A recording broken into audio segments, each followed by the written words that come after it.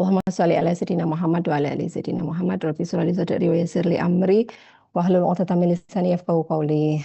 Alhamdulillahirabbil alamin. Segala puji bagi Allah Subhanahu wa taala. Pada pagi hari ini kita bisa bertemu dalam kondisi sehat walafiat Zoom begitu ya. Kita doakan teman-teman yang sakit atau tidak enak badan segera sembuh begitu. Tak lupa salawat salam selalu terlimpah kepada junjungan kita yang besar Muhammad Sallallahu Alaihi Wasallam. Eh, Semoga kita kelak mendapat syafaat dari beliau. Selamat pagi rekan-rekan semuanya, sehat harapannya. Benar. Eh, Alhamdulillah ya. Oke, saya ingin menyapa dulu di sini pemateri satu Bu Dr. Aprilian. Ya, Zeh, Nggih, matur suwun Ibu. Selaku Ketua PSGA Uin Salatiga dari Tepang, saya Bu Ati. Begitu. Yang saya hormati Bu Dewi juga selaku materi 2, Dr. Dewi Agustini, selaku Kepala LPPM, dan Windari SHMH, selaku Ketua Satgas PPKS Serta Mas Wonogiri. Dan di sini saya melihat ada Bu Dr. Lina juga, selamat pagi, selaku Sekretaris LPPM. Kemudian juga ada Pak Indra selaku Ketua LPM Mas Wonogiri, ada Pak Rosid selaku Kaprodi HTN, Bu Intan Kaprodi IS, saya jadi ngabsen ini ya, saya cek dulu yang sudah pada gabung di hari ini, Bu Nadiro selaku Kaprodi KPI, begitu, Nggih, dan Bu. dan seluruh teman-teman, ada lagi dosen yang belum saya sebut kayaknya sudah ya. Oke, semuanya sudah, dan mahasiswa KPI, ada juga mahasiswa HTN, ada Bu Fadilah, mohon maaf, Bu Fadilah selaku Sekprodi HTN. Kemudian ada teman-teman dari Prodi KPI, HTN, ES, PAI, terima kasih begitu ya. Coba ini saya mengecek dari kampus UIN ada nggak ini sebentar ya, saya cek. Oke, semua karena nggak ada, apa nggak ada sampingnya garing UIN Salatiga. Kalau misalkan hari ini ada yang gabung dari UIN Salatiga, salam jumpa begitu ya. Semoga ini bisa menjadi, kita bisa bersilaturahim, bukan hanya antar dosen, tapi juga antar mahasiswa UIN begitu ya. Saya sambil ngecek ada nggak mahasiswa UIN yang gabung ini. Oke, terima kasih teman-teman semuanya, dan senang sekali ya pada pagi hari ini di hari Senin begitu ya, kita Love Monday begitu, karena hari ini kita belajar bersama, dan insya Allah kalau pas belajar itu malaikat turun ya, mengaminkan apa-apa yang kita doakan begitu. Nah, hari ini memang kebijakan perguruan tinggi dalam pencegahan kekerasan seksual dan diskriminasi gender begitu sudah diatur dalam Permendikbudristek nomor 30 tahun 2021.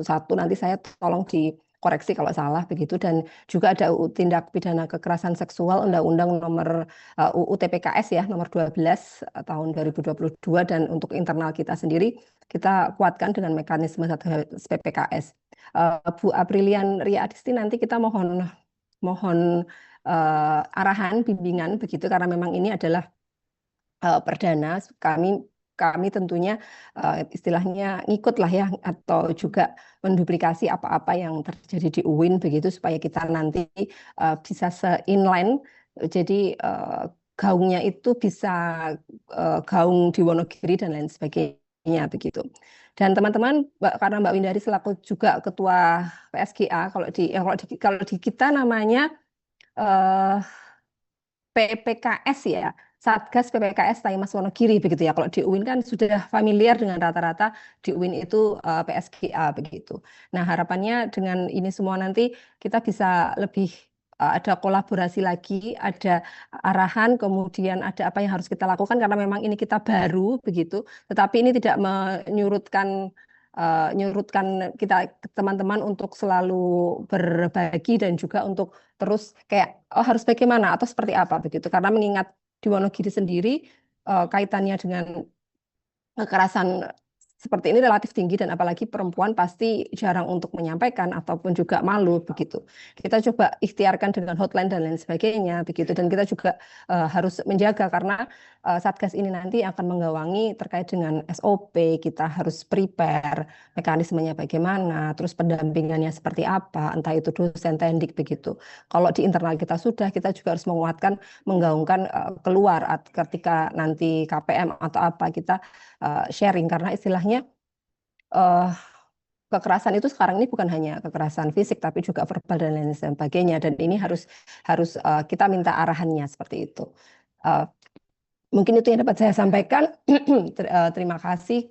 Semoga kegiatan pagi hari ini membawa manfaat. Teman-teman bukan hanya mengumpulkan sertifikat dan sebagainya, dan juga ini selesai. Saya berharap ini nanti continue di Prodi HTN dan juga inline dengan LPPM.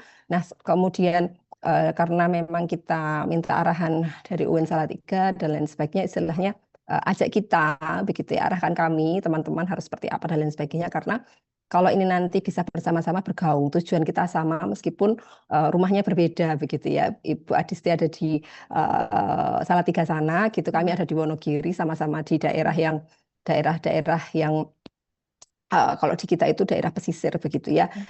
Dan ini jadi tantangan tersendiri buat kita begitu. Mungkin itu yang dapat saya sampaikan dengan mengucap Bismillahirrahmanirrahim. Webinar pada pagi hari ini dengan judul kebijakan perguruan tinggi dalam pencegahan kekerasan seksual dan diskriminasi gender saya nyatakan dibuka. Terima kasih, selamat berwebinar. Assalamualaikum warahmatullahi wabarakatuh. Waalaikumsalam. Waalaikumsalam warahmatullahi wabarakatuh.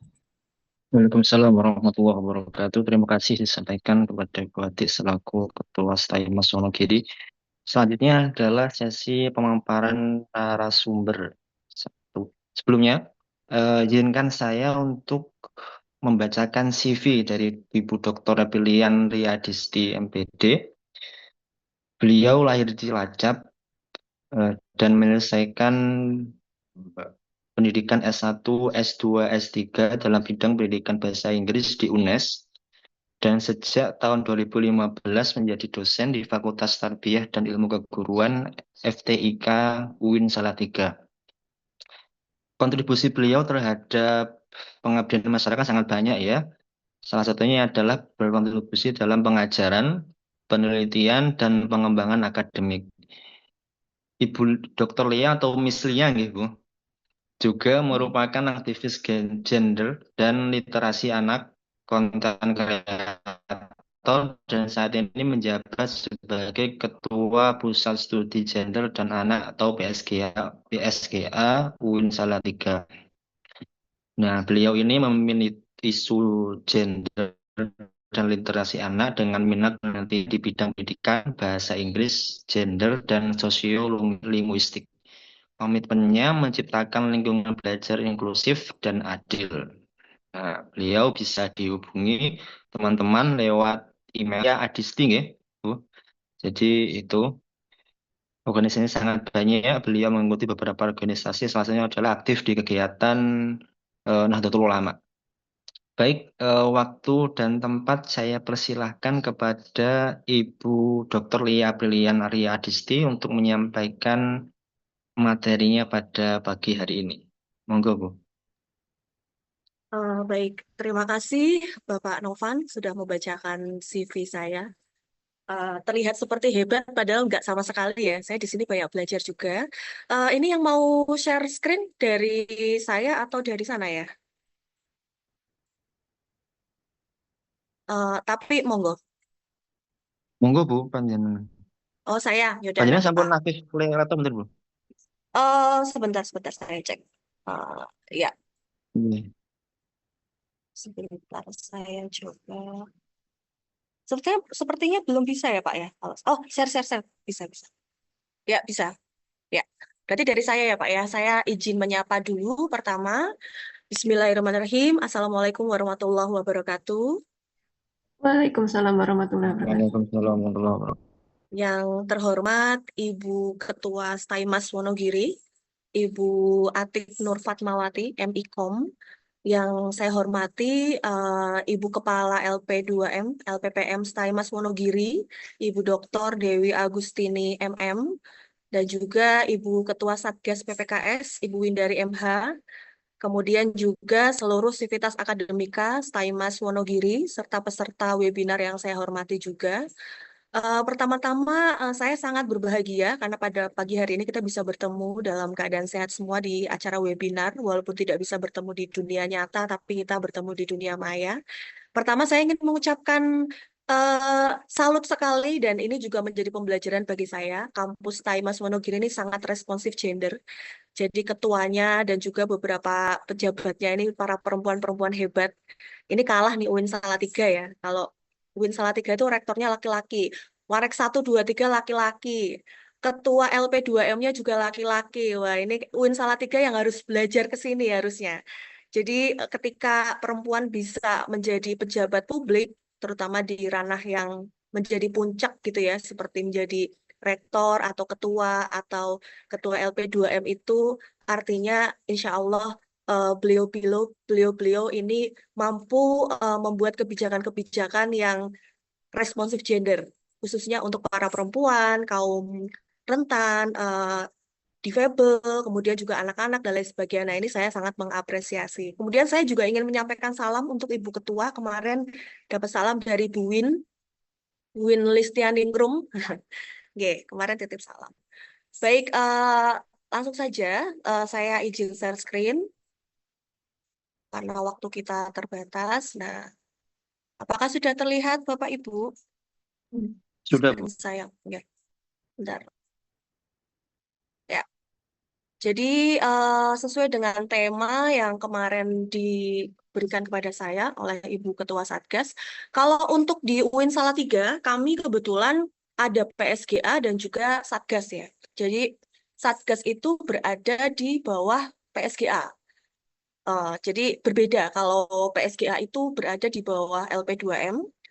Kalau di UIN Salatiga itu ada 10 kampus yang ada di LP2M, termasuk kampus Pusat Studi Gender dan Anak, dan kampus-kampus lain seperti Wasatija, Pengabdian, Penelitian, Halal Center, KUI ya, Kampus Internasional, dan lain sebagainya. Nah, kemudian Satgas PPKS itu berada di bawah naungan PSGA. Tetapi ada PR berat juga bagi kita, karena kalau di UIN Salatiga, Satgas PPKS-nya itu sifatnya masih nyun sewu nggih, pengabdian ya. Jadi belum ada apa istilahnya ya, yang resmi seperti PSGA, belum ada di dalam struktur organisasi yang resmi, jadi masih menginduk di bawah PSGA. Nah, kemudian bagaimana dengan sistem program kerjanya, kemudian juga ketika ingin melakukan kegiatan dan lain sebagainya, itu masih berada di bawah tanggungan PSGA. Oleh karena itu, PSGA itu setiap tahun memang kami memberikan atau membuatkan kegiatan khusus untuk PPKS, untuk Satgas PPKS supaya mereka bisa berjalan karena anggaran memang tidak ada yang khusus untuk Satgas PPKS. Jadi kalau misalnya PPKS itu ingin menyelenggarakan kegiatan, baik itu sosialisasi maupun kegiatan yang lain, maka nanti menginduk ke PSGA. Oleh karena itu ya dari PSGA itu harus pintar-pintar berhemat karena nanti sisa penghematan itu akan dipakai untuk membiayai seluruh rangkaian kegiatan di Satgas PPKS. Nah, pada pagi hari ini saya akan memberikan sedikit sharing sebenarnya tentang kebijakan perguruan tinggi dalam pencegahan dan kekerasan seksual juga diskriminasi gender. Nah, ini sebagai data pembuka Bapak Ibu, saya ambilkan dari headline surat kabar. Mengapa sih kita perlu lebih apa namanya istilahnya peduli dengan yang namanya isu tentang kekerasan seksual. Jadi perlu kita tahu bahwa 4 dari 5 perempuan itu mengalami pelecehan seksual di ruang publik.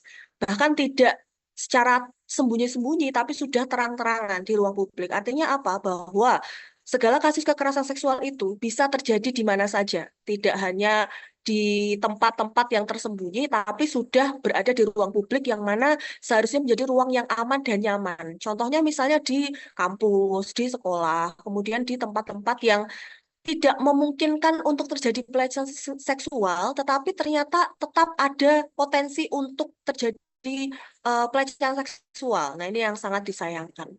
Kemudian ada lagi berita gawat pimpinan perguruan tinggi di Jawa Tengah lakukan pelecehan seksual ke mahasiswa, banyak jadi korban.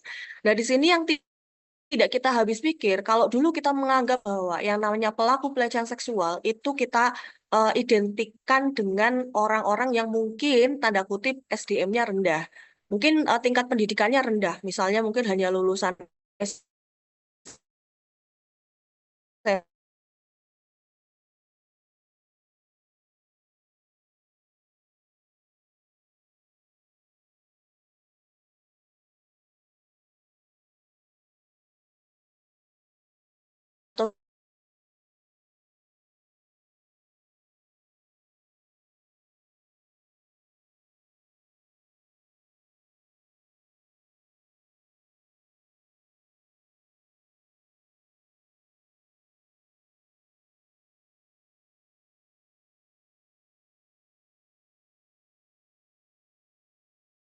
kekerasan seksual ini memang sebuah problem yang sangat nyata, dan yang ketiga yaitu bullying. Nah, kemudian mengapa isu ini sangat mendesak? Kalau kita ketahui bahwa kekerasan seksual itu adalah pelanggaran hak asasi manusia yang sangat serius. Kalau kita bandingkan dengan kriminalitas yang lain seperti begal, pencurian dan lain sebagainya, mungkin ketika sudah dicuri kemudian dikembalikan, pelaku mendapatkan hukuman, itu masalah seperti sudah selesai ya. Artinya ya sudahlah, kita sudah kehilangan motor, kita kehilangan HP, mau gimana lagi, nah seperti itu. Tapi kalau misalnya para korban kekerasan seksual itu sampai kapanpun tuh akan merasakan traumatik yang tidak akan pernah sembuh. Nah, ini juga menjadi satu-satunya concern bagi kita, alasan bagi kita mengapa pelanggaran atau kekerasan seksual ini merupakan salah satu pelanggaran hak asasi manusia yang sangat serius. Karena harga diri itu tidak akan pernah kembali. Dan ternyata menurut fakta juga dan penelitian, yang menjadi korban kekerasan seksual juga tidak hanya perempuan, tetapi juga banyak yang laki-laki juga. Jadi sama saja ketika korban itu mengalami kekerasan seksual dan mereka tidak mendapatkan trauma healing atau penyembuhan atas traumatiknya, artinya mereka itu akan terus merasakan dampaknya traumatik sampai mereka dewasa kelak, sampai mereka mungkin akan takut untuk menikah, atau mungkin mereka menganggap dirinya tidak berharga, atau bahkan ada pula yang sampai melakukan suicidal ya, atau bunuh diri dan lain sebagainya, karena memang merasa harga dirinya sudah tidak ada lagi. Maka ini adalah kasus yang sangat serius yang harus kita upayakan untuk melakukan tindakan preventif, baik misalnya dalam program mitigasi maupun juga sampai ke tindakan kuratif. Kemudian kasus kekerasan seksual tidak hanya mengganggu iklim akademik dan moral sivitas akademika, tetapi juga merusak reputasi dan kredibilitas institusi pendidikan. Nah, ini juga kadang-kadang menjadi buah simalakama. Ada beberapa kampus-kampus yang sangat menutup diri ketika ada kasus-kasus yang terjadi. Mereka menganggap bahwa sebuah kampus atau perguruan tinggi, ketika ada laporan tentang kasus pelecehan seksual, mereka memilih untuk tidak ingin memperpanjang. Kenapa? Karena mereka takut reputasi dan kredibilitas institusi pendidikan itu, atau kampus itu, atau sekolah itu akan menjadi tercoreng. Padahal yang sebenarnya justru sebaliknya, ketika ada sebuah kasus dan kasus itu bisa diselesaikan di sebuah perguruan tinggi maupun di sekolah, itu justru akan menjadi indikator bahwa kampus itu betul-betul kampus yang menjunjung tinggi budaya nir kekerasan seksual. Bahkan ketika kita bicara tentang kasus seperti ini di UIN Salatiga, Bapak Ibu, saya sedikit sharing. Kami pun juga setiap tahun juga menangani beberapa kasus ya. Tahun ini mungkin hampir 10 kasus ya. Itu juga ada kasus yang ringan, sedang, dan berat. Nah, dari kasus-kasus itu juga hampir semuanya kami selesaikan. Jadi di sini adalah kepentingan korban di atas segalanya. Ada korban yang hanya ingin mendapatkan trauma healing, maka kita rujuk ke Biro Konsultasi Psikologi Tazkiyah, karena di UIN Salatiga ada Biro Konsultasi Psikologi Tazkiyah. Atau ada juga yang tahun ini korban ingin melanjutkan ke ranah hukum. Maka kita dampingi dari Pusbakum, dari Pusat Bantuan Hukum ya. Di UIN Salatiga juga kami punya di bawah LP2M, kita dampingi para korban tersebut untuk melaporkan ke kepolisian. Begitu. Jadi tidak pernah ada sesuatu yang kami tutup-tutupin. Dan di tahun 2023 itu kampus UIN Salatiga juga pernah didatangi oleh Irjen Kemenak saat itu. 2022 atau 2023 waktu itu saya agak lupa ya. Untuk sidak ya, jadi waktu itu ada kasus yang cukup besar dan itu juga menimbulkan pemberitaan di beberapa media nasional.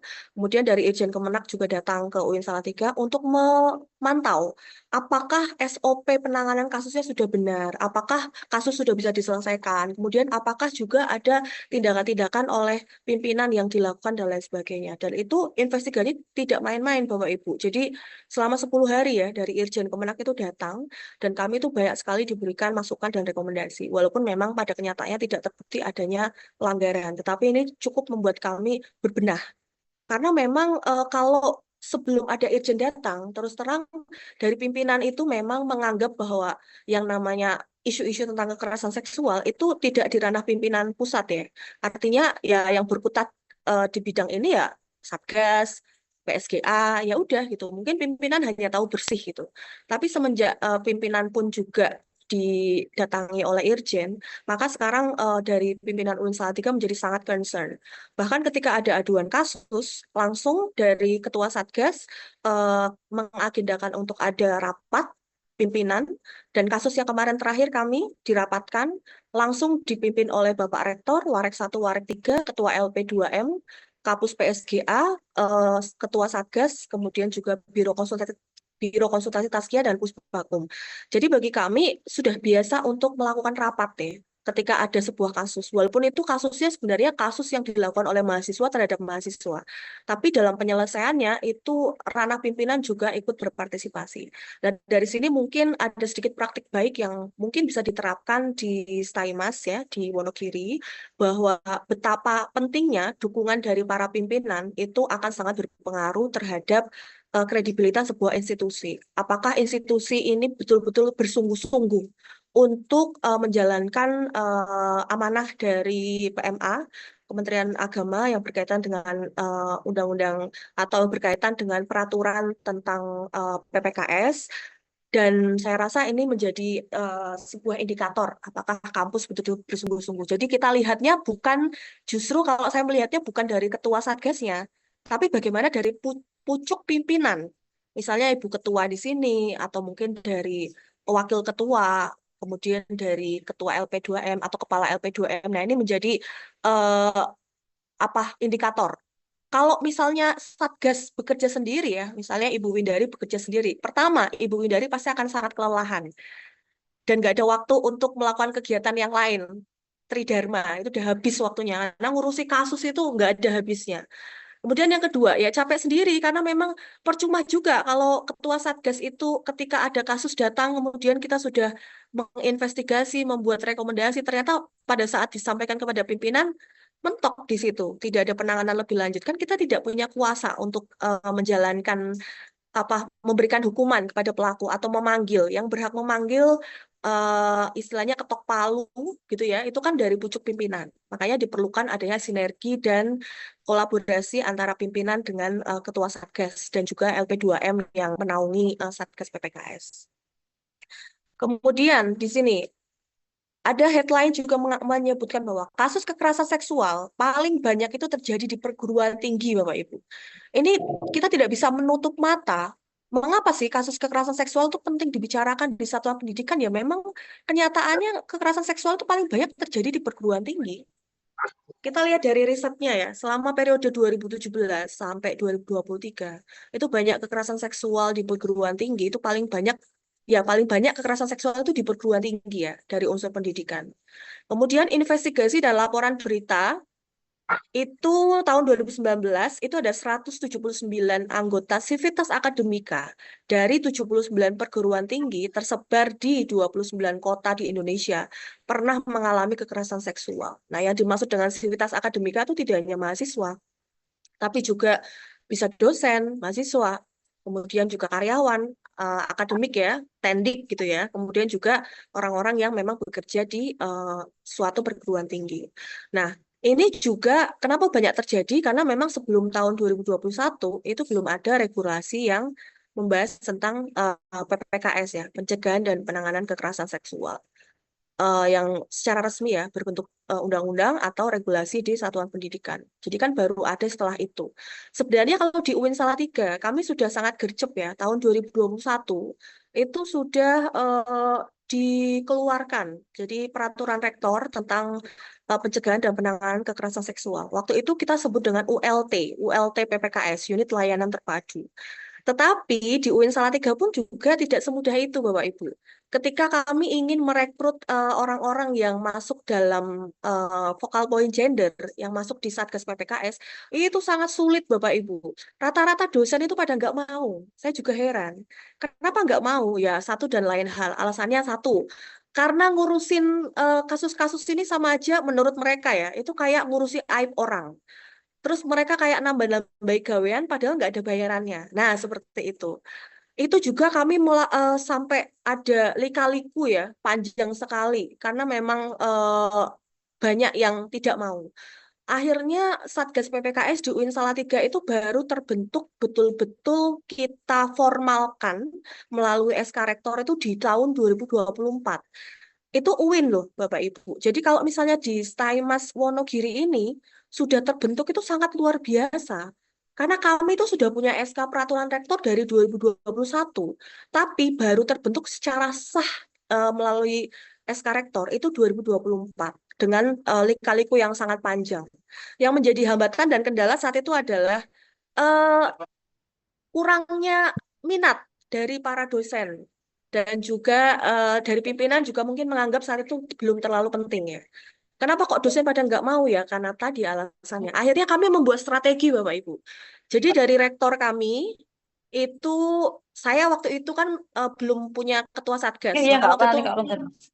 maka waktu itu masih saya handle dulu karena belum ada ketua satgas. Kemudian saya bilang ke Pak Rektor saya nggak mau cari anggota dari satgas PPKS, saya tidak mau karena semakin saya itu apa istilahnya ya berusaha untuk merekrut teman-teman dari dosen itu seperti saya kayak dimusuhin gitu. Nggak mau pada kayak gitu. Nah akhirnya saya menyerahkan ke Pak Rektor, terserah Pak, pokoknya saya dicarikan orang-orang yang memang bisa masuk di SK Focal Point Gender dan juga SK tentang Satgas PPKS. Akhirnya Pak Rektor mengambil keputusan bahwa setiap fakultas itu harus mengirimkan 2 dosen. Yang satu dosen laki-laki, satu dosen perempuan yang track record-nya baik, dan itu dipilih oleh dekan masing-masing. Nah, dengan harapan para dekan ini juga ikut serta untuk memilih dosen-dosennya di fakultas tertentu. Jadi dosen yang dipilih itu sudah tidak boleh menolak, artinya mau tidak mau harus bergabung sebagai tim Satgas PPKS. Nah itu salah satu juga mungkin bisa diadopsi oleh Ibu Ketua Satgas ya, karena memang mencari teman yang mau satu visi misi berkaitan dengan penegakan budaya kekerasan seksual itu gampang-gampang susah. Apalagi cari bapak-bapak itu lebih susah lagi. Ibu-ibu aja banyak yang nggak berkenan gitu. Nah, kita lihat di sini dari data Komnas Perempuan ya. Jadi kekerasan seksual dan diskriminasi itu berdasarkan jenjang pendidikan tahun 2015 sampai 2020. Kita lihat paling banyak itu dari universitas malahan. Ini walaupun data agak lama ya ini ya, 2020 ya, tapi ini bisa menjadi representatif dari kita. Mungkin nanti kita bisa mencari data yang lebih baru. Ini yang justru menjadi apa namanya? Kekerasan seksual dan diskriminasi paling banyak tuh datanya di universitas dan 10 ini dari pesantren yang notabene basis pendidikan agama. Nah, ini juga menjadi keprihatinan kita yang berada di bawah Kementerian Agama. Kenapa kok bisa terjadi? Padahal kita ini notabene kalau misalnya sebuah kampus atau pesantren atau madrasah ini kan pendidikan agamanya kan lebih tinggi dibandingkan atau lebih serius ya, kita lebih basic lah ibaratnya seperti itu. Tapi ternyata juga tidak menutup kemungkinan bahwa data kekerasan ini paling banyak tuh ada di universitas dan pesantren seperti itu. Nah ini kemarin dari PSGA Pusat, saya kebetulan pengurus PSGA Pusat, ini kami melakukan riset kerjasama dengan BLAS, Balai Litbang Semarang dan juga BRIN tahun 2023 adanya persentase jenis kekerasan. Di sini ada kategori 3. Yang pertama kekerasan ringan, kekerasan sedang, dan juga kekerasan yang berat. Kalau ringan itu contohnya ada catcalling yang cuma sweet-sweet aja, kemudian body shaming. Body shaming yang dimaksud di sini bukan hanya dikatain gendut atau kurus ya, tapi lebih kepada bagian-bagian sensitif tubuh perempuan. Jadi misalnya dikatakan semok atau misalnya nyensewu, payudaranya dikata-katain atau mungkin bentuk tubuhnya gitu ya. Itu juga termasuk kategori kekerasan seksual yang ringan. Kemudian yang sedang itu adalah tatapan penuh nafsu. Jadi biasanya tuh banyak yang curhat ke saya mahasiswa ketika dia lewat di gazebo, misalnya samping gazebo gitu ya. Di situ ada gerombolan para mahasiswa gitu ya. Mahasiswinya lewat itu seperti ditatap penuh dengan nafsu. Nah, ini juga termasuk ini kekerasan seksual sedang. Kemudian ada merekam video insensitif kekerasan seksual, ada mengirimkan gambar. Nah, tanpa kita sadari kadang-kadang banyak juga yang saling mengirimkan gambar yang tidak senonoh. kalau di grup-grup itu, saya nggak tahu ya, kalau di grup dosen atau di grup teman-teman gitu, biasanya di grup bapak-bapak gitu ya. Kadang-kadang tuh kirim-kiriman stiker perempuan yang agak seksi-seksi gitu. Nah, ini termasuk ini. Bahkan ada juga mahasiswa kami yang melapor karena dia itu ketika sedang duduk di kelas itu tidak sengaja tuh difoto oleh temannya dalam posisi yang mungkin karena orangnya itu tinggi besar gitu ya. Jadi mungkin dianggap inilah apa namanya semok lah tanda kutip begitu ya, berisi gitu. Kemudian dijadikan stiker, dikasih kalimat-kalimat yang merendahkan, kemudian dikirimkan kemana-mana. Nah, itu lapor ke kami bahwa ini kan juga termasuk kekerasan itu, ketidaknyamanan. Bagaimana tubuh perempuan itu dianggap objek, kemudian dijadikan stiker, dikirim ke beberapa WhatsApp group. Nah, sekali sudah terkirim di satu WA group itu kan se-Indonesia bisa saling kirim-kiriman. Karena kan biasanya kalau stiker kan kita save ya. Nah, itu. Kemudian mengirimkan gambar tadi sudah ya. Sanksi bernuansa KS, maaf. Ini udah pelanggaran yang berat, itu sudah pemaksaan aborsi. Nah, ini sesuai dengan Undang-Undang TPKS juga. Kemudian ada budaya kekerasan seksual, percobaan pemerkosaan, sentuhan atau rabaan.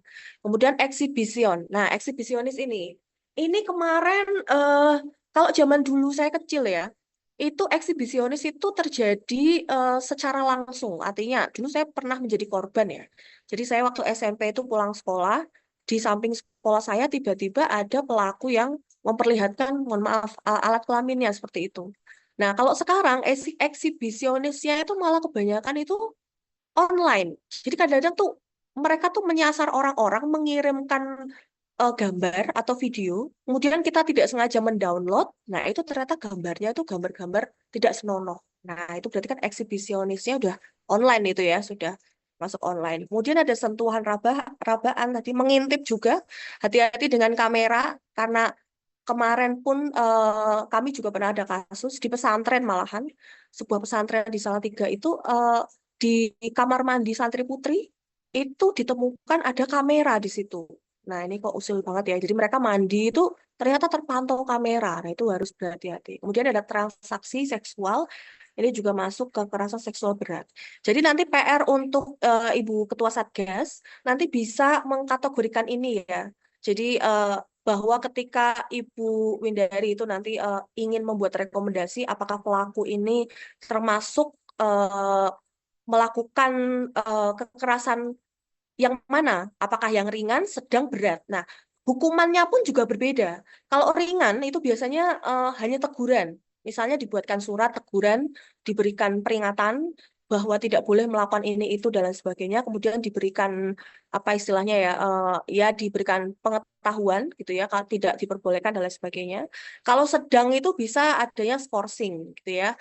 Atau misalnya ya rata-rata kalau sedang tuh skorsing ya, beberapa misalnya kalau dosen ya tidak dinaikkan misalnya BKD-nya atau dan lain sebagainya gitu ya. Kemudian kalau mahasiswa itu biasanya diskorsing 1 semester atau 2 semester kayak gitu. Nah, kalau yang sudah pelanggaran berat itu ya sudah tidak ada ampun ya. Biasanya pemecatan dan lain sebagainya. Nah, di UIN Salatiga itu sudah pernah Bapak Ibu.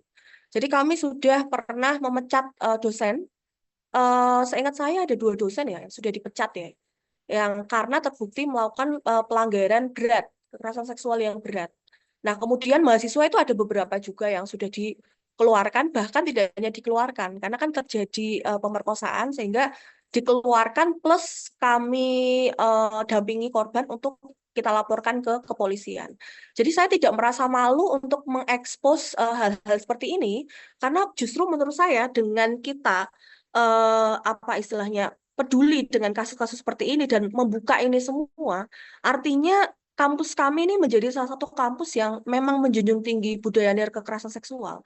Artinya barang siapa yang ingin melakukan kekerasan seksual di UIN Salatiga itu jangan ada ampun, karena memang hukumannya itu tidak main-main dan itu sudah kami lakukan. Terakhir kemarin kasus belum lama ini, baru beberapa bulan yang lalu, ada mahasiswa S2 kami, Bapak Ibu, mahasiswa S2 dia itu melakukan kekerasan seksual, pelecehan seksual, lebih tepatnya pemerkosaan terhadap adik-adik maba mahasiswa baru dengan dalih menjadi joki tugas makalah. Ya, jadi kakak kelasnya ini dia tuh bikin woro-woro, terus siapa yang mau tak buatkan tugas makalah gitu ya, suruh datang ke kosnya, kemudian ya dilakukan tindak pelecehan seksual itu dan korbannya tidak hanya satu. Kemudian kita rapatkan dengan pimpinan, kita keluarkan. Dan setelah kita keluarkan para korban ini, kita tanyakan kalian maunya apa. Kemudian salah satu korban ada yang tidak terima, keluarganya minta supaya di apa usut dan diteruskan ke kepolisian dan itu kita dampingi. Jadi sampai sebegitunya kami serius untuk menangani kasus-kasus kekerasan seksual yang terjadi di UIN Salatiga.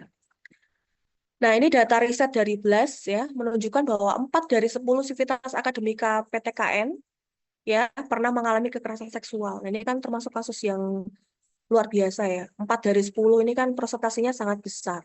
Kemudian tidak ada satupun PTKN dalam sampel yang benar-benar bebas kasus.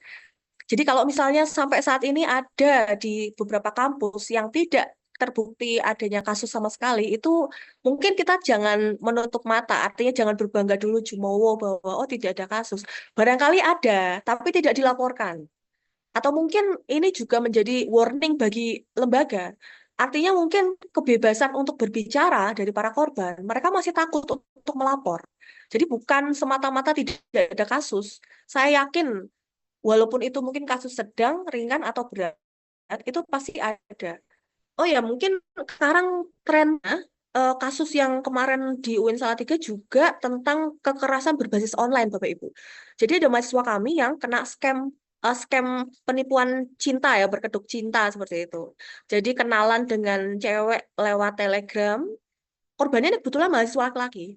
Kemudian mereka pacaran gitu ya, kemudian video call. Nah, di video call itu ada aktivitas seksual begitu ya, di video call, lewat video call lah mereka. Ternyata yang pelakunya, yang perempuan itu melakukan rekam layar gitu ya, melakukan rekam layar. Kemudian setelah itu direcord dan dijadikan senjata untuk memeras. Nah, ini yang jadi korban malah yang laki-laki gitu. Nah, kemudian dia apa istilahnya disuruh transfer pertama 500.000 karena dia takut, akhirnya dituruti. Setelah itu apakah selesai? Tidak. Jadi semakin kita turuti, itu semakin kita akan menjadi korban terus-menerus gitu ya. Jadi terus ini kan diperas. Akhirnya lapor ke Satgas, kemudian kami bilang, wah kalau kasus kayak gitu ya penyelesaiannya ya blok saja, semua akses media sosial diblok, kemudian kamu kalau mau lanjutkan kayak ini ke cyber gitu ya, di Polres kita dampingi, atau kalau enggak ya enggak gitu. Maksudnya sudah cukup sampai segitu. Dan ternyata Bapak Ibu, kasus-kasus seperti ini itu kan korbannya banyak, dan pelaku itu sebenarnya kalaupun kita tidak menanggapi itu juga selesai gitu loh. Yang penting kita ngeblok semua akses. Jadi tidak perlu takut, mungkin di sini ada para mahasiswa yang kalian diancam melalui rekam layar video kalian atau mungkin chat atau apapun gitu ya. Sebenarnya penyelesaiannya salah satunya ya hanya itu, diblok semua aktivitas medsos kalian yang berkaitan dengan pelaku. Kalau kalian mau melakukan tindakan preventif, lapor ke cyber Bareskrim itu ya, monggo. Tapi kalau misalnya menurut kalian itu sudah cukup ya silakan, itu sudah cukup dan kalian pasti tidak akan diganggu lagi. Karena mereka tuh sebenarnya hanya mengancam ya, mengintimidasi kita. Semakin kita takut ya, semakin mereka akan terus menggunakan kita untuk ladang pemerasan seperti itu. Nah, di sini kasus terbanyak kalau di PTKN itu sama ya, ringan ya, catcalling, body shaming 46%. Tapi jangan dianggap ini sebagai sesuatu yang ringan, karena yang namanya catcalling dan body shaming itu juga bisa menimbulkan dampak traumatik. Perasaan malu, perasaan rendah diri, terutama kalau perempuan dikata-katain bodinya, itu kan kadang kita kan merasa malu gitu. Kemudian pelecehan fisik dan verbal itu sedang 18%, 24% itu pemaksaan seksual dan relasi kuasa. Nah, di sini selalu ada relasi kuasa dilakukan oleh misalnya dosen pada mahasiswa, mahasiswa laki-laki terhadap mahasiswa perempuan, kakak kelas terhadap adik kelas, tendik terhadap mahasiswa, OB terhadap mahasiswa, dan lain sebagainya. Nah, ini ada relasi kuasa di dalamnya. Kemudian banyak korban tidak melapor karena yang jelas dia takut, dia malu, tidak percaya pada sistem, dan ketika lapor itu dia tuh justru disalahkan, menjadi victim blaming. Contohnya misalnya gini, saya diperkosa. Nah, tanggapan kita pertama, kapan kejadiannya? tadi malam jam 11. Nah, orang yang tidak berpikiran responsif gender dan tidak memahami tentang kasus kekerasan seksual, pasti justru akan eh, istilahnya menyalahkan korban. Ngapain kamu keluar jam 11 malam? Jam 11 malam anak perempuan tuh nggak usah keluyuran, malah kamu keluyuran. Nah, padahal kan sebenarnya kan nggak boleh seperti itu. Artinya setiap orang itu berhak mendapatkan perlindungan hukum. Sama halnya ketika pernah ada kasus terjadi kepada perempuan yang notabene pekerjaannya mungkin dianggap kurang ini ya, misalnya LC atau misalnya pekerja seks komersial, kemudian dia menjadi korban pemerkosaan. Itu banyak sekali yang perempuan yang malah menyalahkan. Makanya jangan begini, jangan begitu. Kalau pakai baju itu yang sopan, pakai jilbab dan lain sebagainya. Nah, berarti kan perspektif mindset kita kan salah. Kita kan justru perspektif untuk membela pelaku, bukan korban. Padahal sama-sama perempuan. Harusnya kan kita kan berempati terhadap korban. Nah, korban itu sudah mau speak up, itu harus kita apresiasi karena tidak semua korban itu mau speak up. Tekanan bagi korban itu sangat luar biasa karena tindak pelecehan seksual itu hampir tidak ada saksi. Nah, mereka tuh harus bekerja keras, berjuang bagaimana caranya membuktikan sebagai korban kekerasan seksual. Nah, ini kan sangat luar biasa, butuh pendampingan gitu. Oke, sekarang seperti ini. Bapak Ibu kalau misalnya sambil ngopi-ngopi nggak apa-apa, diambil snack dan kopinya masing-masing di sana. Baik Bu, izin Bu, waktunya Ya, sampai 10.30 ya? oh ya, ini berapa menit lagi, Mas? Pak, 10 menit nggak, Bu? 10 menit. Oh, baik. Iya. Ya, ini data-data ditampilkan agar kita membuka mata ya. Setiap dari kita berpotensi menjadi korban atau pelaku. Nah, kita lihat kalau di Kementerian Agama itu ada produk hukum tentang TPKS tadi juga sudah di-sounding oleh Ibu Ketua. Nah, kalau kita ada di yang PMA nomor 73 tahun 2022 di Kemenak itu di Satuan Lingkup Kementerian Agama, kemudian ada KMA itu turunannya dan SK Dirjen itu tentang petunjuk teknisnya. Nah, ini nanti bisa kita pelajari bersama. Googling juga ada, nanti biar lebih mantap lagi. Nah, kemudian tentang kekerasan seksual, tadi saya juga sudah menyebutkan, jadi kekerasan seksual itu merupakan perbuatan yang merendahkan, menghina, melecehkan, dan lain sebagainya. Tadi sudah saya jelaskan juga, elemen kunci dalam sistem PPKS itu bentuk perbuatan, pencegahan, dan penanganan, serta pemantauan dan evaluasi. Nah, ini harus ada. Nah, ini apa yang dimaksud dengan kekerasan seksual? Tadi sudah sedikit banyak saya memberikan ini ya, sudah menjelaskan ini. Kemudian bagaimana terhindar? Nah, ini tadi juga sudah mengapa korban sulit melapor ya, karena memang ada latar belakang korban dan pelaku yang beragam, budaya misoginis dan seksis ya. Jadi perempuan masih nggak objek, kemudian masih kuasa yang timpang. Karena takut, malu, diancam, dan lain sebagainya. Nah, ini juga ada hak korban dalam penanganan. Jadi kalau nanti menyusun SOP pelecehan SOP Satgas PPKS itu tidak hanya untuk pelaku, tapi harus ada hak korban dan juga saksi. Jadi korban dan saksi itu mendapatkan hak untuk penanganan dan pemulihan juga dilindungi dari identitasnya supaya tidak tersebar kemana-mana seperti itu. Nah, ini jalan panjang menuju peraturan PPKS, nanti bisa diinikan sendiri. Ini sekarang saya beralih ke Satgas ya. Jadi tindak lanjut untuk kekerasan seksual, pencegahan dan penanganan kekerasan seksual itu sudah ada sosialisasi. Nah, ini termasuk hari ini kita sedang mengadakan sosialisasi ya, Ibu Windari, selamat sudah adakan sosialisasi. Oke, kemudian Ya, ada Bu. ya, setelah ini mungkin nanti bisa dibentuk aturan turunannya ya. Kemudian juga sudah sampai ke membentuk satgas ini sudah luar biasa. Nah, kemudian ada pencegahan dan penanganan. Turunannya itu bisa dari peraturannya, kemudian juga dari SOP-nya. Nah, ini poin penting di PPKS. Nanti bisa dibaca. Saya akan mencari yang slide tentang satgas saja. Nah, ini. Nanti kalau misalnya mau membuat tentang SOP dan sebagainya, nanti mengacunya di SK Dirjen yang terbaru ini. SK Dirjen nomor 1143 tahun 2024, di situ sudah ada komponen-komponennya tentang PPKS di perguruan tinggi.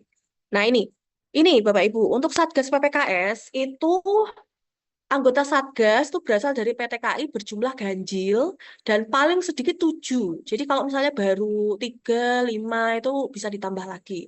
Unsur-unsurnya adalah pimpinan PTKI, jadi Ibu Ketua harus masuk, kemudian Kepala PSGA atau Kepala Unit, mungkin Kepala LP2M masuk di sini. Perwakilan pimpinan fakultas ya atau jurusan atau prodi harus masuk. Kemudian perwakilan lembaga beberapa unit. Misalnya apa? Kalau di UIN Salatiga itu kan ada Biro Konsultasi Tazkiyah, ada Pusbakum, ada klinik ya. Dan kalau saya juga memasukkan satpam di situ. Itu juga masuk ke situ. Kemudian SPI jangan lupa Bapak Ibu, sistem pengawas internal itu harus ada. Karena kan SPI berkaitan dengan yang nanti memberikan monitoring secara internal. Kemudian ada tenaga pendidik atau dosen ini focal point gender yang memang tidak punya track record yang buruk. Jangan sampai nanti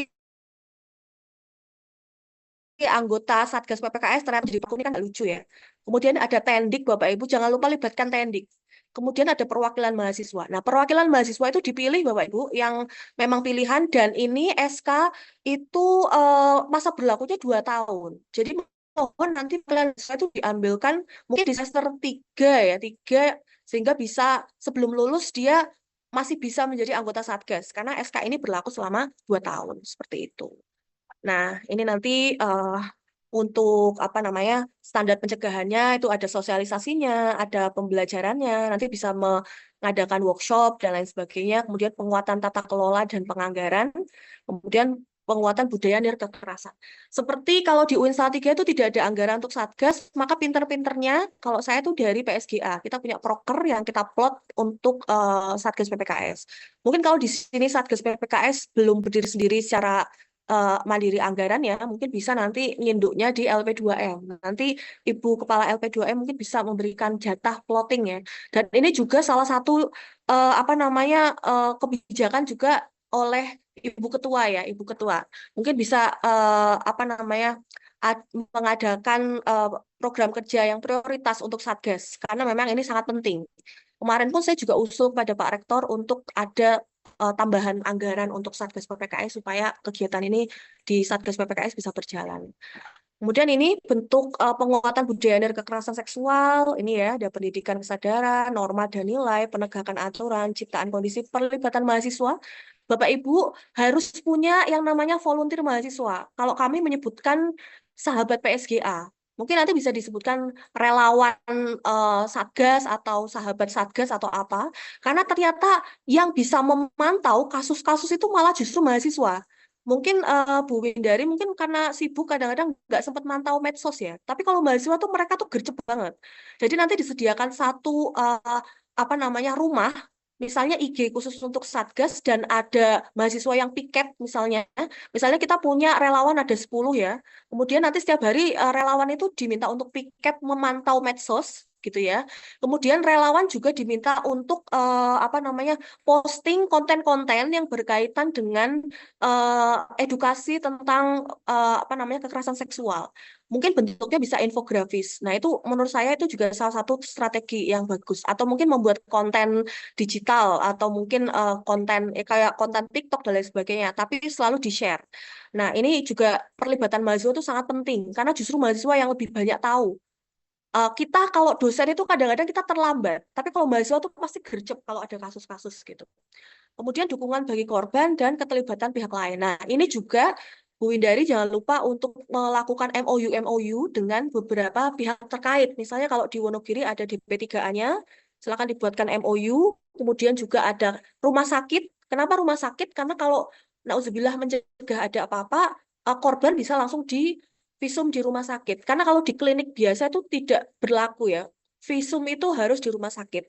Kemudian juga ada biro konsultasi psikologi atau bantuan hukum. Nah, itu kalau belum ada di Staimas ya mungkin bisa menginduknya di Wonogirinya, di kotanya. Tapi kalau sudah ada, jauh lebih bagus lagi. Jadi MOU itu penting, mohon bisa di apa namanya disiapkan.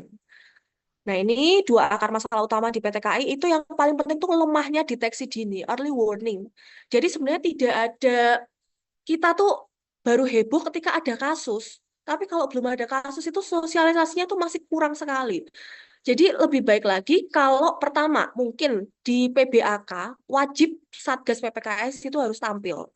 Jadi yang di mahasiswa baru itu kan ada PBAK ya, itu Satgas PPKS itu harus Mohon izin Ibu, diberikan aku waktu. Iya, ke waktunya habis waktunya ya. sudah menunjuk. Nggih. Oke, ya. Itu mungkin ya. Ini terakhir ya, 1 menit mungkin Satgas PPKS itu harus diberikan waktu untuk melakukan sosialisasi. Kemudian juga tindakan-tindakan yang lain melibatkan mahasiswa dan ini ya, UKM atau unit-unit kemahasiswaan untuk bisa sosialisasi tentang itu. Mungkin itu sedikit yang saya sampaikan, nanti bisa kita diskusikan kembali. Terima kasih. Wassalamualaikum warahmatullahi wabarakatuh. Waalaikumsalam warahmatullahi wabarakatuh. Terima kasih atas pemaparan materinya yang luar biasa dari Waalaikumsalam Ibu Dr. Brilian Liaditi. Yang dapat kita ambil secara garis besar dari pemaparan dari Ibu Dr. Liaditi adalah yang sangat mengejutkan ya. Salah satunya adalah kasus itu justru bukan oleh orang-orang yang berpengaruh dan dekat, bukan orang yang ini ya istilahnya tidak berpendidikan gitu. Jadi itu sangat meningkatkan awareness kita terhadap orang-orang di sekitar kita, terutama orang-orang terdekat dan orang-orang yang punya relasi kuasa. Ya. Dan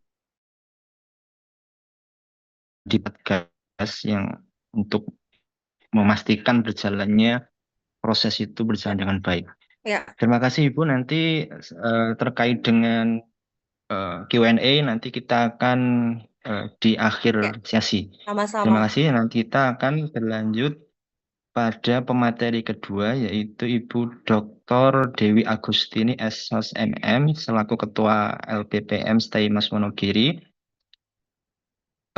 Sebelumnya akan saya bacakan CV dari beliau. Beliau adalah Ketua LPPM Lembaga Penelitian dan Pengabdian kepada Masyarakat Staimas Wonogiri dan sekaligus sebagai pendiri Sekolah Internasional Vokasi dan Homeschooling PAUD sampai dengan SMA di PAUD SMA Al-Fikr di Solo dan Jogja dari tahun 2005 sampai sekarang.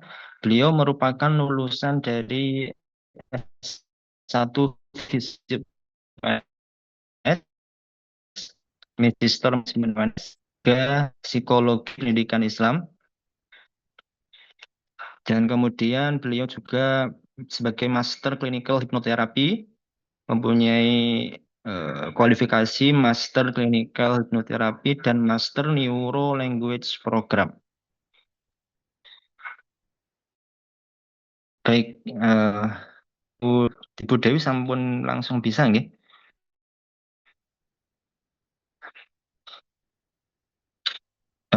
Saya akan share screen terlebih dahulu.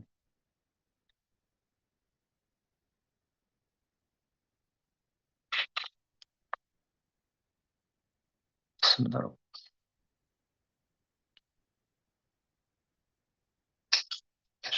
Halo, Assalamualaikum. Sudah Waalaikumsalam. kedengeran suara saya? Waalaikumsalam Ibu. Nggih, Sampun bisa, Bu. kedengeran Ibu Dewi. Oh, sampai gini. Nggih. Alhamdulillahirrahmanirrahim. Ini langsung saya mulai, Mas Novan. Oke, nanti waktunya kurang lebih sampai pukul 11, Bung ya. Oh iya, baik-baik. Oke, baik, terima kasih terima waktu kasih. dan tempat kami persilakan. Assalamualaikum warahmatullahi wabarakatuh. Waalaikumsalam warahmatullahi wabarakatuh. Waalaikumsalam.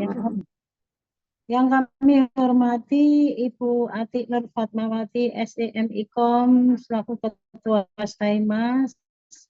Terima kasih untuk support dan fasilitasnya. Kemudian yang kami hormati Ibu Dr. Aprilia Ria Agisti MPD. Ya, luar biasa paparannya sudah sangat valid ya dan sangat menjiwai. Ya, semua banyak bisa membantu mahasiswa ya dalam program ini ya, kekerasan seksual seperti itu. Kemudian Ketua ini Satgas PPKS ya, Ibu Windari SHMH dan semua pengurus Satgas PPKS kami ucapkan terima kasih banyak dari LPPM atas semangat dan kerja kerasnya dalam berbagi ya. Kemudian yang kami cintai semua dosen, tenaga pendidik, dan mahasiswa atas kehadirannya dalam webinar hari ini. Alhamdulillah pada hari ini telah terselenggara kegiatan pertama ya, Pusat Studi Pencegahan Kekerasan dan Diskriminasi gender oleh Satgas PPKS ya.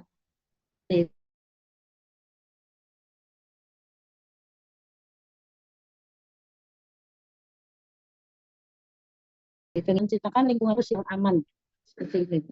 Nah, untuk kondisi di Wonogiri sendiri untuk kekerasan kampus ya, ini dari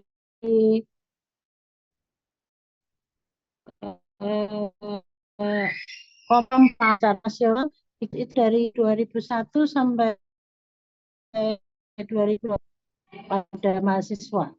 Kemudian untuk Wonogiri sendiri di tahun 2024 ini ya, PBS Jawa Tengah mencatat 30 anak usia 0 sampai 18 tahun menjadi korban kekerasan di Kabupaten Wonogiri.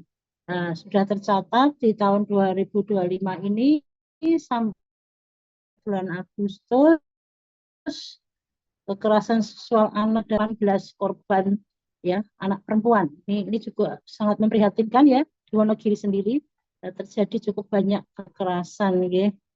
Nah, ini sudah setengah dari kasus 2024 terjadi di tahun 2025.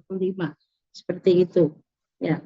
Kemudian dari evaluasi dari penelitian bahwa kebijakan perlindungan korban berbasis gender di Wonogiri menunjukkan efektivitas dan efisiensinya yang belum optimal. Kemudian studi juga menyebutkan respon dari Dinas Pemberdayaan Perempuan dan Anak di Wonogiri juga cukup bagus, namun masih memiliki kekurangan dalam optimalisasi. Maka kami Staimas Wonogiri dari program Hukum Tata Negara, kemudian dari LPPM berinisiatif untuk kampus Staimas membuat pusat studi PPKS seperti itu. Nah, di sini kenapa kampus sangat penting berperan ya? Karena tadi di dunia pendidikan itu membutuhkan ketenangan ya dalam belajar seperti itu ya, dalam mencari ilmu. Nah, di situ ternyata terjadi juga tindakan-tindakan yang di luar pengetahuan kita, karena ternyata banyak dari sampai sekarang mungkin belum ada yang lapor ke pihak kampus Taimas ya. Ya, kebetulan kami ada pusat studi psikologi dan konseling Ibu Aprilia Anje.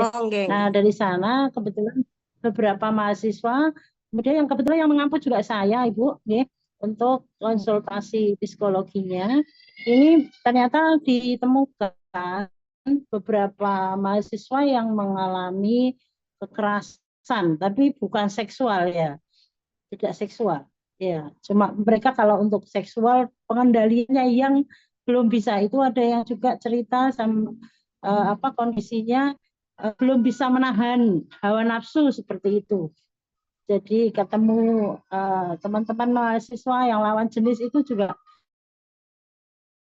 cukup tantangan mereka ya dalam satu kelas itu. Ternyata itu tantangan juga bagi mereka yang disampaikan ke saya bahwa Ibu kalau lihat lawan jenis itu kayak nggak bisa nahan gitu katanya. Saya juga tidak bisa membayangkan ketika mereka berpacaran akan seperti apa, seperti itu. Karena melihat lawan jenis saja mereka berat seperti itu.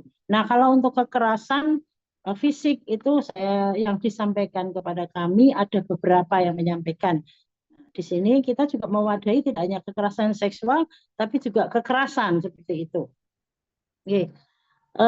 Seperti juga fenomena mengirim gambar, kemudian stiker seperti itu dari pemantauan kami memang terjadi ya, terjadi body swimming, kemudian itu secara tidak lanjut pelecehan ya, itu.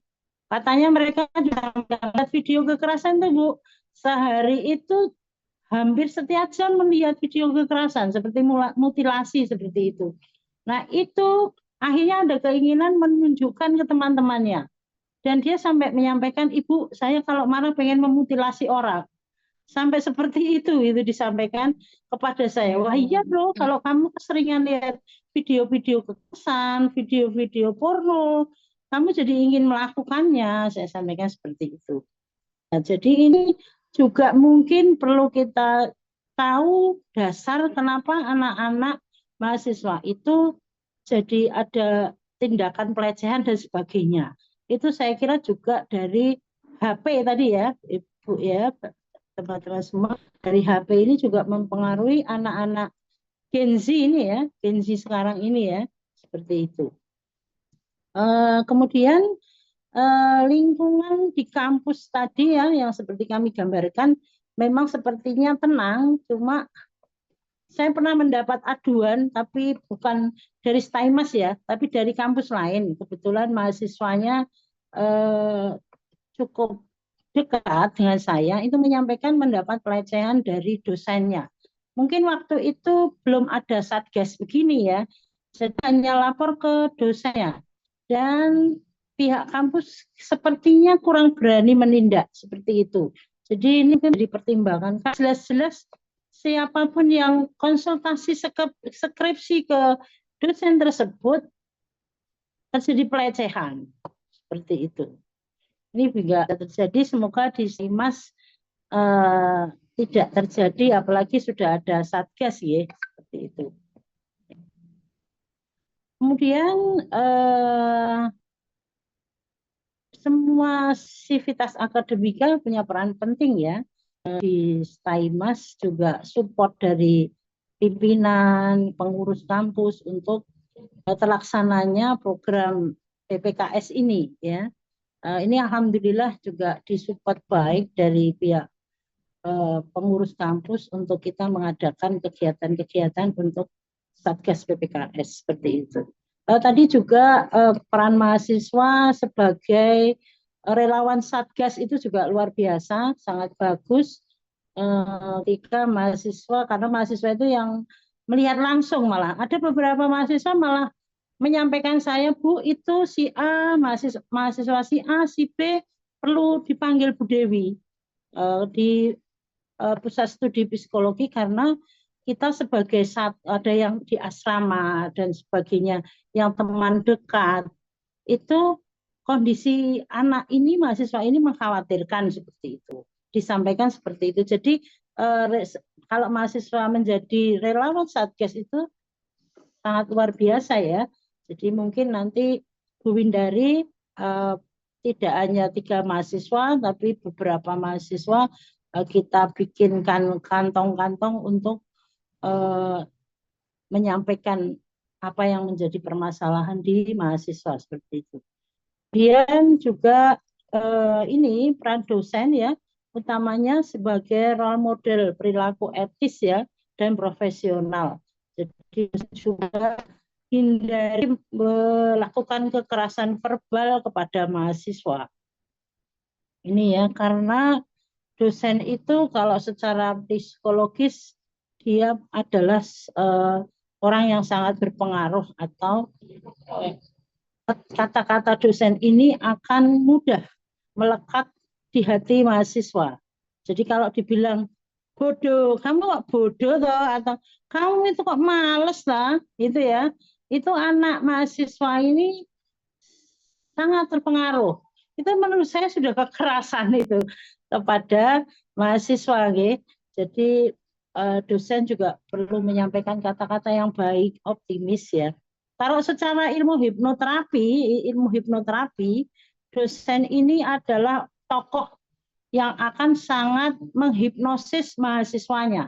Jadi kata-kata yang baik akan sangat berpengaruh kepada mahasiswa. Contoh, kalau saya mahasiswa gondrong, kamu kalau potong rambut bagus. Nilaimu mau nilai A enggak, wis potong rambut ya. Saya kadang-kadang begitu. Iya Bu, iya. Jadi dosen bisa menyemangati mahasiswa. Kalau dosen, karena ada juga beberapa mahasiswa yang konsul saya bahwa dia merasa tidak percaya diri karena ada beberapa dosen yang menyampaikan kata verbal yang kurang pas gitu untuk mahasiswa. Itu juga kalau mungkin yang terlihat sederhana seperti itu untuk para dosen ya. Kemudian dosen juga perlu setiap di perkuliahan menyampaikan etika moral seperti itu, kemudian toleransi dalam proses pembelajaran seperti itu.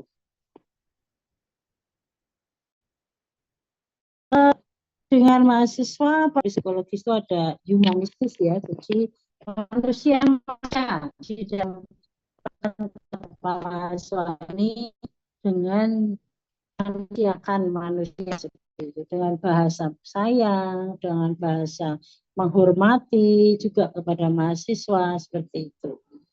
Kemudian apabila menemukan atau melihat keadaan atau dilapor mahasiswa, sebaliknya dosen juga menindaklanjuti jika ada indikasi itu kekerasan atau pelecehan seperti itu. Ya, ada juga yang mungkin di kelas juga yang laki-laki kadang-kadang melakukan tindakan yang kelihatannya tanda di kelas tapi pegang nyubit-nyubit jawil dari belakang tapi di daerah yang kurang pantas seperti itu. Sepertinya bercanda tapi sebetulnya itu termasuk pelecehan seperti itu ya. Ini juga para dosen perlu menegur lah seperti itu. Perlu segera menegur, tidak perlu sungkan-sungkan. Yang penting dengan bahasa yang maka pendidik dalam memberikan pelayanan administrasi dan akademik sebaiknya dengan bahasa yang ramah dan aman seperti itu.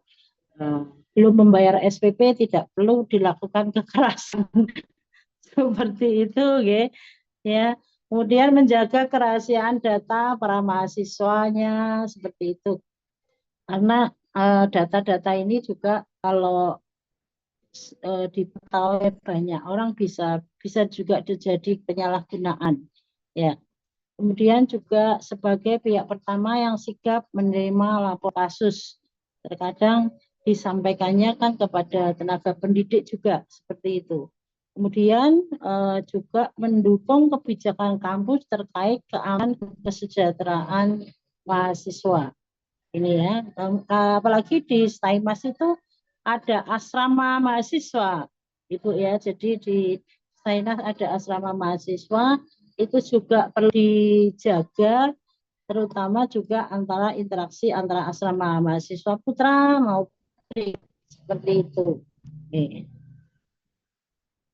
Kemudian yang selanjutnya peran mahasiswa. Nah ini yang tadi kita sampaikan sebagai ini ya, orang yang melihat atau berinteraksi langsung dengan para mahasiswa lain itu adalah mahasiswa. Dia punya informasi ya dan sebagainya. Dibangunlah budaya saling menghargai dan peduli. Jadi ada apa, kadang-kadang yang mengalami kejadian tidak berani melaporkan, seperti itu sering terjadi. Jadi sebagai teman, apalagi di Staimas sudah ada satgas ini ya, untuk kekerasan dan sebagainya, dan juga ada pusat studi bimbingan konseling seperti itu, sebaiknya disosialisasikan untuk terbiasa melaporkan. Ya, sudah kita wadahi ya. Sudah kita wadahi untuk melaporkan permasalahan-permasalahan temannya. Kalau dia sendiri, kalau anaknya pemberani pasti akan melaporkan. Tapi banyak mahasiswa itu yang silent dia menyampaikan permasalahannya seperti itu.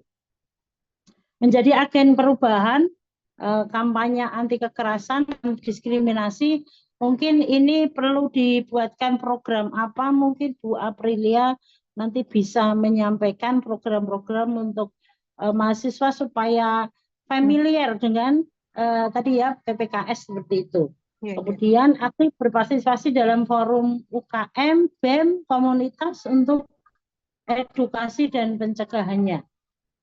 Selanjutnya terakhir berani melapor jika melihat atau menjadi korban seperti itu. Oke. Kemudian terakhir kolaborasi 3 pilar dosen, tenaga pendidik dan mahasiswa buat ekosistem di kampus yang aman, nyaman, memudahkan dalam proses pembelajaran seperti itu. Dibutuhkan sistem pelaporan yang mudah diakses, mungkin Bu Indari ya. Saya lihat kemarin sudah membuat bagan-bagan juga sistem pelaporannya yang bagus seperti apa dan mudah diakses.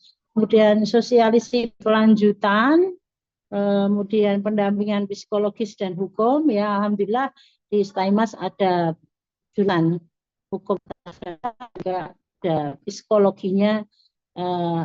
Kebetulan ada saya dan beberapa dosen bisa untuk konsultasi. Ya, kemudian dilakukan evaluasi. Ya, saya kira itu dari saya. Mungkin sedikit saya simpulkan. Ya, lingkungan kampus yang aman, syarat utama adalah keberhasilan akademis dan non akademis.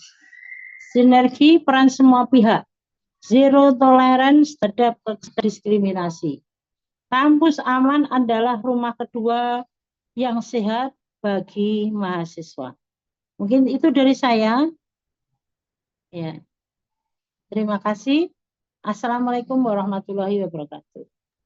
Waalaikumsalam warahmatullahi Warahmatullahi wabarakatuh. wabarakatuh. Terima kasih kami ucapkan kepada Ibu Dr. Dewi Agustini selaku Ketua LPPM Staimas Wonogiri. Beliau menyampaikan beberapa poin terkait dengan Satgas PPKS di Staimas Wonogiri ya. Dan ternyata memang ada beberapa mahasiswa yang sudah katakanlah curhat kepada beliau terkait dengan beberapa permasalahan kehidupannya, dan ditemui ada beberapa hal unik, termasuk tadi disebutkan tentang permasalahan apa ya, hawa nafsu gitu-gitu Ibu. Iya. Dan baik, selanjutnya kita akan ke pemateri ketiga, yaitu Bu Windari. Sebelumnya akan saya bacakan CV dari beliau. Beliau masih tergolong angkatan muda ya, seperti saya. Beliau lahir di Karanganyar tahun 96. Masya Dan Allah. beliau merupakan Sri Kandi muda, ngoten Bu nggih, gender. Tadi seperti dikatakan oleh Bu Dr. Lia. Wah, masih muda banget ini. Beliau Gen Z. Beliau merupakan lulusan S1 Hukum Undip di tahun 2016 dan S2 Hukum UNS di tahun 2021. Jadi beliau selaku Ketua PPKS Staimas Wonogiri akan menyampaikan sosialisasi terkait dengan Satgas yang dipimpin oleh beliau. Siap. Ya, terima kasih Bapak Novan. Bismillahirrahmanirrahim. Assalamualaikum warahmatullahi wabarakatuh. Waalaikumsalam warahmatullahi wabarakatuh. Yang terhormat Ibu Atik Nur Fatmawati selaku Ketua Staimas Wonogiri. Yang saya hormati Ibu Dr. Lia selaku Ketua PSGA UIN Salatiga. Matur nuwun Ibu sampun menyempatkan waktunya di tengah kesibukan. Sami-sami Kak, siap Kak.